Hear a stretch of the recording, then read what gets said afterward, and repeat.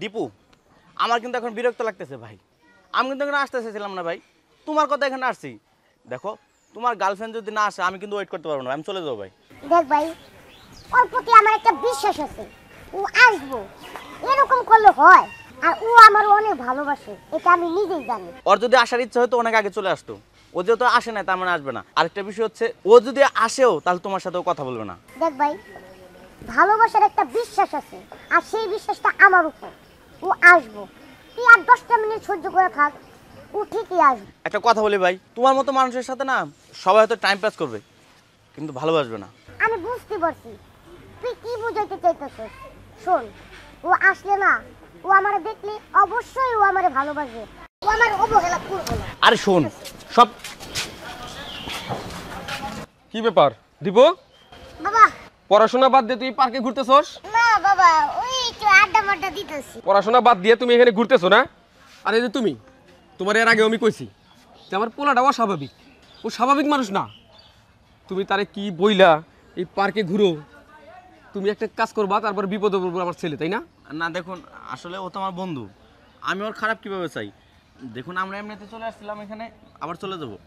দেখো বাবা, ওই বন্ধু ওইটা বইলো না, এরকম হাজার দৃষ্টান্ত আছে। ওই বন্ধুই বন্ধুর এই বিপদে ফেলায়, বুঝছো? আমার পোলার লোকে ঘোরাফেরা করবে না, ও পড়াশোনা করতেছে, করতে থাকুক।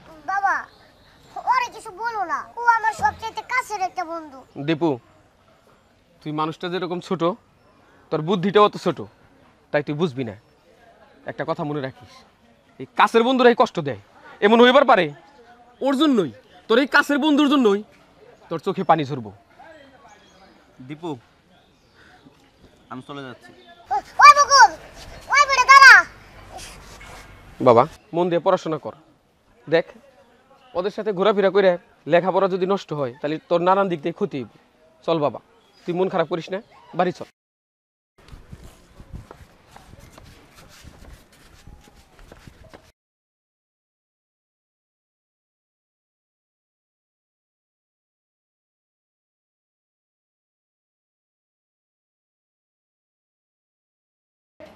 কি ব্যাপার, এত দেরি করছে কেন? আমাকে বললো জাস্ট 11টার মধ্যে আসবে, 11টা থেকে তো 12টা বেজে গেল, এখন পর্যন্ত আসছে না কেন?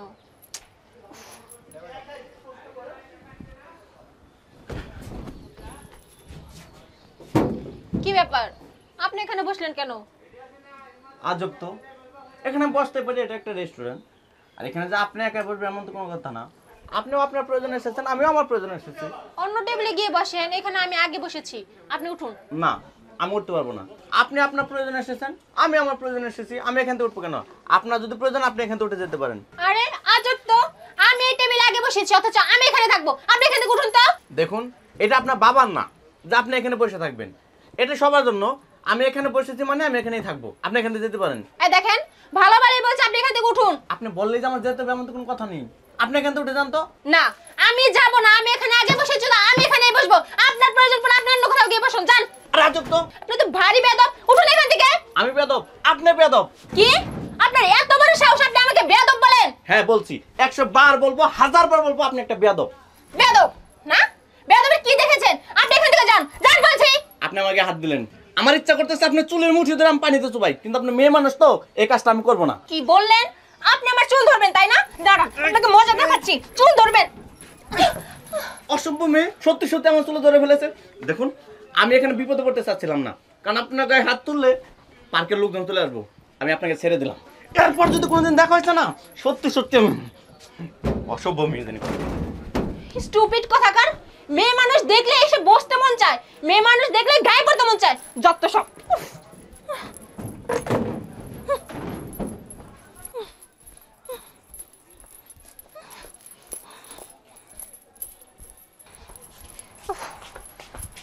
কিরে, কই গেছিলি? মা, আমি একটু পার্কে গিয়েছিলাম, কিন্তু এই পার্কে যাওয়ার পর এমন মেজাজটা গরম হয়ে আছে একটা ছেলের উপর, কি আর বলবো তোমাকে। কি আর কইবি, যেমনে কাজ করবি হেমনে তো ফল ভোগন লাগবো। মা, তুমি কি বলতে চাচ্ছ বলো তো? তোর কইছি না বাড়ি থেকে বের হইবি না, এখন তো বড় হইছস, এই যে এনে ওনে ঘুইরা বেড়াস। আর এখনকার যুগের পোলাপান কি ভালো, ছেলে মানুষ যে খারাপের খারাপ, কোন দিন যে কি কয়ে বইব তার নাই ঠিক। মা, কোনো ছেলে যদি আমাকে কিছু বলে আমি কি এমনি এমনি যেতে দেবো?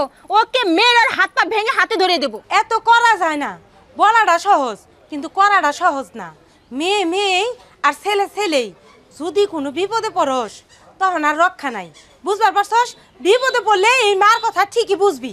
মা তুমি যে কিছু বলো না, এসব কিন্তু উল্টাপাল্টা কথা আমার ভালো লাগে না। ভালো তো লাগবই না, ভালো কথা কইলে কি আর ভালো লাগে? তোমার যা মন চায় মা তুমি তাই করো। আসলে তুমি তো আমার মেয়ে না, আমি তোমার মেয়ে, তুমি আমার মা। তুমি এইভাবেই কথা কইবা আমার সাথে, জীবনেও পরিবর্তন হইবে না। রাগটা তুমি আমার সাথেই দেখাইবার পারো। শুনো, ওই যে বাড়িতে তোমার বাপজান আছে না, বাড়িতে চলো, বাপজানের লগে এমন করে কথা কইও, তোমার একেবারে দুধে ধোয়াইয়া দিব। চলো। মা সবসময় শুধু বাবার কথা বলো কেন?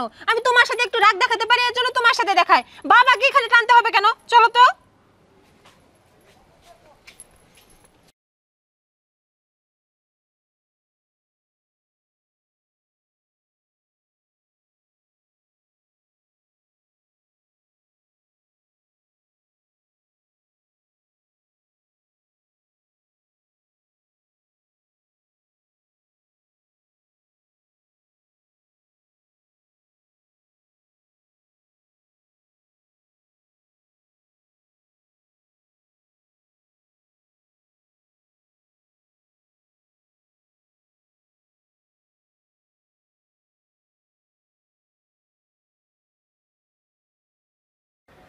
হ্যালো, হ্যালো, কি ব্যাপার? তুমি আমাকে কল দিয়েছো কেন?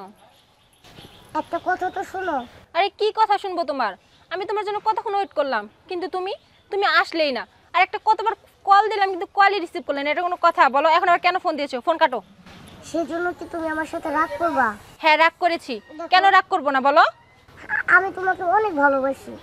ভালোবাসাও না ছাই, যদি ভালোই বাসতে তাহলে আগে আগে দেখা করতে, কিন্তু তোমাকে কল দিয়েও পাওয়া যায় না। এটাকে ভালোবাসা বলে না। তোমাকে একটা কথা বলে দিচ্ছি, এরপর আর কোনোদিন আমাকে কল দিবে না। ফোনটা রাখো।